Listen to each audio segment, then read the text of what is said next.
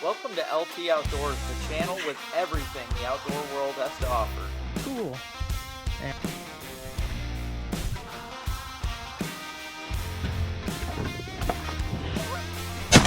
Who's staring at me? It's looking right at her.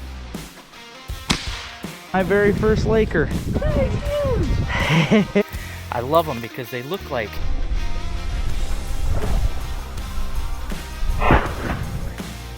the best eating fish out there. Yeah.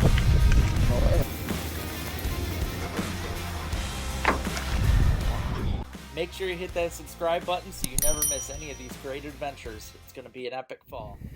Hello everybody, welcome to another adventure of LT Outdoors on the Trapline. Doing something a little different here. I thought I'd do just a short little series on trapping culverts. It got me thinking the other day when I caught that skunk that I should probably do a video just straight up catching stuff out of culverts. Now, best thing about trapping culverts is, obviously it's easy. There are culverts, millions, billions of them everywhere.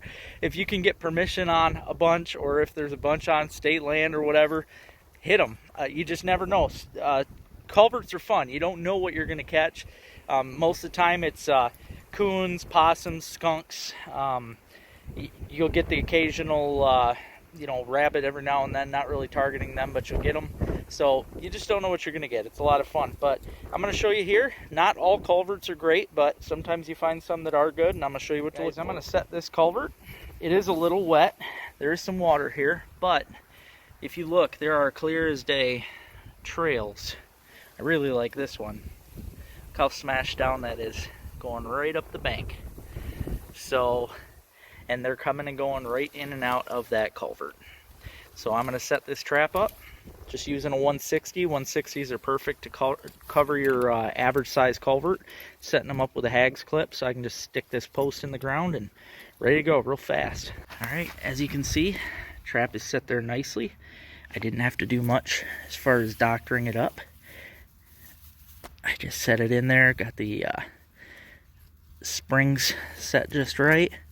Make sure you take these clips off or you're just shooting yourself in the foot. But again, yeah, set it up so that it looks like just a nice little hole. Nothing really there. I like to put mine a little bit up off the ground because that's how you usually get your best head catches. That's what you want for a fast catch. But yeah, see what happens. All right, now this culvert here, I wouldn't say is being used as hard, but it's obviously being used. There is a trail going under there. I'm going to go check the other side too. Sometimes one side's more mashed down than the other, but I'm also not far from some trees, so the animal's got a good place to go. See, this is the back side of the culvert. This is what I like the most. I think this is a heck of a trail going down right here. They got that pretty mashed up, so I could, if I wanted to, I could sit right there, but I'm going to set in the culvert on that other side. All right, just another good looking culvert here. Whenever you can see that the ground is all smashed right in front of it and there's little trails coming and going everywhere, you know it's good. This will probably be a really good one for weasels. I don't have any of my boxes with me, but I'm going to have to bring some because this is the edge of a fence line. A lot of brush, so it's going to be good. But I'm going to set a 160 there because I think it's going to be good for something. Now this is pretty cool, guys. Day 2. I showed in the last video here that I came up and had a rat. Well, got another one right there. Same spot, same location. So I'll take it. Yeah, that should be 42, I think, or 43. I don't know. Getting up there though. When I pulled into this spot, I actually seen a big buck mink swim across the road. So there's one here. I'm just gonna have to hold out and see if I catch him. This is another example of what a good culvert looks like. You see it's all beat down. The culvert itself is under there. Underneath there's a garbage bag. But you can see, I mean, there's trails going all over. This is my friend Shelly Shirt Shack that makes my hoodies and stuff. I talked to her and she gave me the okay, so. But, I mean, look at this. Nice trails. Clearly stuff been using it, so yeah, definitely putting a trap here. Perfection. You look down and you see that the grass is just mashed, and there's little trails going to and from, trickling through. The other side of this is just all overgrown. There's no sign of nothing. So you always want to check both sides of the culvert. And there's probably something wintering in here, maybe a skunk or something. So yeah, I'm gonna set up. Hopefully we can catch them before it gets cold. Well, here at my log crossing set, folks, and I've got a red squirrel. I never like catching them. They are, however, a nuisance species in Michigan, so you know it's good to get rid of them. But again, same log crossing. Seems to be good for about everything. Thank you for joining me underneath the bridge. Beautiful bridge here. A lot of rocks. Good mink habitat. Now, I've been driving around just trying to find places to put traps, because I told you guys I wanted to start a whole new line pretty much this week, and I'm trying to punch in as many traps as I can to hopefully up my production. But I want to show you guys here. I was hoping to find some tracks. Most of this down here is too hard of dirt, but I just found perfect mink tracks. So I'm going to show you guys. Pretty stoked, and it was right where I wanted to put a trap anyway, so yeah, we should get a mink here. All right, I want to show you guys. I'm excited. I found this. I thought I seen some little tiny claw prints, but then I looked down in the muck, and clear as day. That right there is a mink print. So I am pretty excited. It's exactly what I was hoping to find, and it's a spot that I wanted to set anyways. I brought down a piece of muskrat, just one of their carcasses. I am gonna drop it right there, but I'm gonna cover it with a rock, because you can't have bait out in the open in Michigan and have a trap by it. But I am gonna put one right in that crack there. I'm gonna cover it with a rock. I'll put a rock in the front. I'm basically making a cubby, and the mink will definitely go in there. He's already used to coming here. I'm going to put my foothold right in front, right there. It's already perfect. I'll have it chained off right in there in the deeper water, and we'll be good to go. Let's get a mink. All right, this is going to be a really good set. As you can see, that muskrat is pushed back there. It's hard to tell, but I actually put a rock up against it too, so nothing could easily pull it out. But yeah, as long as your bait can't be seen from the sky, you just don't want birds and stuff getting into it. And that's low enough. It's only going to be seen by maybe a coon. I hope not, but I don't want to mess up this little spot that he's got going on here. But I'm going to put the foothold right there. It's going to be ready to go. There's the set right there. I wanted to put it in front. My chain wasn't quite long enough. I had to make sure it was in deeper water. The mink will run out to the end of the chain, so I'm good with that. But I wanted to make sure my trap was right in front, but it's okay. I'm pretty sure the mink's going to play around right there, so we should still get a good catch. Tell you what, it's not very often that I can find dirt that is soft enough for the mink to leave a track, because they're such light-footed. They don't leave tracks real easy, but got lucky here, guys. Look at that. I can see where he goes right underneath that log, or underneath the rocks, I mean, so perfect spot. I'm going to put my 110 right there. Ready to go. There's another good one, guys. Just a nice undercut bank one here in case they decide to run this and go right under. Okay, it doesn't get much better than this, folks. This is another culvert I just got permission to trap.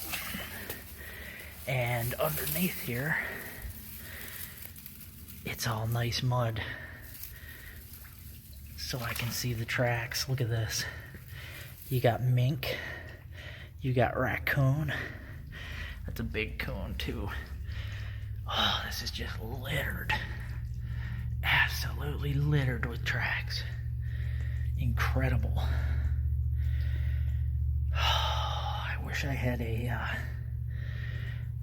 some dog proofs with me. All right, here I am at a tighter culvert. There is a dead coyote up the top. I'm gonna take his head, but if you look right there, there's a beautiful trail going. That's perfect for a 160. All right, now this is something I didn't notice. I did show earlier that there was this good trail over here. There's a good trail under the fence. This tree that's sitting in between the two trails, well, it's covered in, this is all raccoon poop, folks. All that raccoon poop, corn fed out of the cornfield, and there's coon poop all over the crotch of that tree. That looks like it's a hollowed out tree. That's probably a coon den. So that's pretty cool. I came down here to set this culvert because that's getting hit heavily by God knows what. There's trails coming out this way. That's a good smash trail. Comes out by my feet, intersects a trail going this way. That trail goes off that way, so it's a whole different trail. I don't know what's using that, but seems how I'm already going to be setting the culvert, and that's where this trail goes. I'm going to set this trail. I just put one here because, you know, this is a whole different trail, so maybe we'll catch something different coming this way, but I'm definitely putting one in front of the culvert right now. And yeah, that's a darn good culvert. We're gonna get something out of there. See, I decided to try it a little different this time, just like you would with the beaver traps. I should start doing this with my 160s because it'll hold them better. That's a better way to stabilize a bigger trap like that. So instead of just putting it through that, I'm gonna run it through the bottom spring too, the fiberglass. So yeah, that baby's ready to go. We're gonna get. I'm just kind of scouting a new location here, and I want to show you again that little bitty track right there. That's a mink. Guys, I'm here at another location, and again, I'm trying to make sure that it's worthwhile to set because it's another one that's out of the way. But I just want to show you, that's how you find a muskrat hole. I mean, the average bottom color looks like that when you find a bright spot. If you go and investigate, you'll usually see a hole. So, yep, got a nice muskrat hole right here. So that gives me something to catch. I didn't set at the last spot. I didn't find enough sign to really warrant it worthy, so hopefully I can find more muskrat holes, because if not, I won't set here either. But there is a muskrat. All right, guys, like I said, the last spot I'd only found 2 muskrat holes and a couple mink tracks. So to me, that was, you know, that was a few miles out of the way. It wasn't quite enough for that. Now here, I'm already coming down this way anyway. Yes, it's a couple miles out of the way, but I've got, I think I found 6 muskrat holes and some mink tracks. So to me, that's kind of balancing it out. So I am going to set these right now. We'll hammer some rats out of here. Ain't going to make much for gas, but we're already on the way. Might as well trap them. So I'm going to show you my sets, and let's get this done. All right, first trap I've got off the end of this little log. I could throw another one in here, but I think I'm going to leave it be. That way I don't spook them too much. There's probably going to be a couple rats in here, but there are holes up in here under these logs. You can see they normally come out through and underneath this log. Well, when I set the spring in there, I kind of blocked it to where they're going to have to kind of work their way around. And they'll hit the trigger, so we'll have a rat here. If you see a hole that you think is a hole but you're unsure, I was pretty sure of this. You know, it has collapsed, but then they dug underneath again, and I know this. See, I seen how clear it was out in front. That kind of told me something was coming and going. But then I took my stake and I pushed it down. It went down easy, telling me that it's hollow underneath of this. So they have a den probably up here in the bank. So, yep, another muskrat. Pretty excited, guys. I've been looking everywhere to try and find beaver spots. I finally found it. There is so much sign back here as far as chewings and everything else, and it's not too bad to get back here. So, right now I just set one right in the middle of this channel. This kind of leads up to a culvert.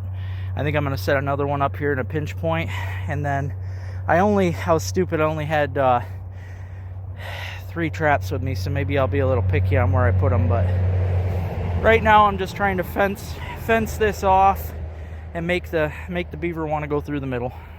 All right, I'm not going to be able to pull my phone out there because I don't want to risk falling in and getting it wet, but there's a pile of fresh, nice chewings right there, and it's all over in the water. It's the same channel, but it's further down. I'm going to set one right in there. It's a nice little tight pinch point. And then for my last third trap, I'm going to go down further because I found a nice little spot where they're coming up on the bank. So, yeah, let's get her done. There are a lot of places you can set in here. Look right here. These birch. It's funny, they don't usually eat birch. They prefer popple, but they're eating these birch trees up. And again, here's the channel. Same one I was just in. This has a bunch of splits, though. I'm going to set right underneath this tree. I like pinch points like that where they go under a tree because it's already got a dive stick. I can see right now where the bottom's clear, where they're mostly going under there. So, yeah, just going to sit under this tree, and it's already ready to go for, you know, tunneling the beavers in there. So, yeah, hopefully we slay some. All right, I ended up sitting on the front side of that log because, as you can see, it shallows up. They've got right where they dive through. It's a little deeper there, so I better pull that chain out of the way.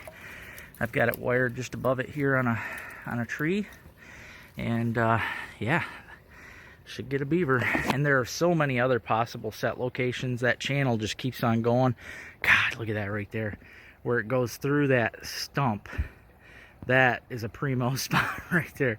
I'm gonna have to get more traps out here tomorrow, guys. That's all I had with me was the 3. So, heck yeah, get her done. Well, this is not what I expected to catch here. But, you know, running through culverts, you never know. And that is a big rabbit. So, nothing wrong with that. That's a good meal right there. So, I'm surprised I didn't get it at the culvert. So, he just must have been one running the ditch. Came out of the swamp. But, yep, big old cottontail rabbit right there, folks. Good eating. I hadn't caught anything in my coyote sets for a few days, so I was actually coming out here with some more fresh stuff to rebait and put some fresh lure in, and once you know it, I got a big possum. So, yep, again, I'm not going to say I'm upset. It does kind of suck, though, because it does take some extra work to make these coyote sets. So now I'm going to have to get some more dry dirt and all that, put some gloves on, and go through all that. You can see I still got my latex cover. That should still be all right. And this one good thing, though, this spot will actually be more attractive now to a coyote because it's already a nice catch circle. So, yeah, we'll put this guy down and we'll get this reset. All right, guys, this is what the set looks like. All this dry dirt I got here, for the majority, it's wax dirt that I bought. I also made I'm in some pines, so I made a big. I scooped up a whole bunch of pine needles, and that's what I'm using for my backing. So, and I'm going to do this again, too, where what I did is I put a bunch of bait and trapping lure and stuff inside the needles, just so that it'd have some scent around. Again, you can see where the possum was running around in circles on the chain, and that's what you call a catch circle. Now, obviously, I'm not done here yet. I just wanted to show you what it looks like. You want to make sure it's bedded down tight, that it's not going to rock at all. That's what you do. That's what's called bedding. You want to make sure your trap is in the hole that you made really nice and tight. I'll show a better video of that. I'm kind of in a rush today, and then I like these fiberglass, or these latex pan covers. I got into them last year. So I'm going to cover this up. I'll show you what it looks like when it's done. You want to make sure that basically it should look like there was nothing ever there. You want it to blend right in. I've noticed that the more showy you make it around your trap, the less likely they are to step on it. I mean, if it's showy all around the trap, but then the trap itself isn't showy, that's a good thing. You want it to be showy, that's for sure. You want it to look like something crazy happened to catch the attention of the coyotes and fox and cats, but you don't want your trap to be showy. You basically want that invisible. You don't want them to know it's there. You want them to step on it. So, yep. Now let's get her set. That's almost done. Not quite yet, though.